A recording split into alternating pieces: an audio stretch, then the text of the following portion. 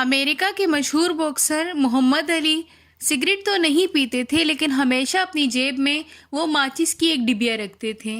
ایک دفعہ محمد علی سے کسی نے سوال کیا کہ آپ کی عادت تو نہیں ہے اسموکنگ کی، تو پھر آپ جیب میں ماچس کی ڈبیا کیوں رکھتے ہیں؟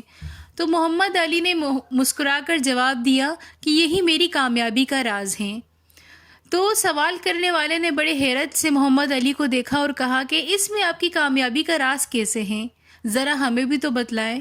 اس پر محمد علی نے کہا کہ جب بھی میرا گناہ کرنے کو دل کرتا ہے تو میں ماچس کی ڈبیا نکالتا ہوں اور اس کی ایک تیلی کو جلا کر اپنے ہاتھ کے ساتھ لگاتا ہوں، اور پھر اپنے آپ سے کہتا ہوں کہ اے محمد علی، تو ایک ماچس کی تیلی کی آگ تو برداشت نہیں کر پا رہا، تو جہنم کی آگ کو کیسے برداشت کرو گے، جو کہ دنیا کی آگ کے مقابلے میں 70 گنا زیادہ ہے۔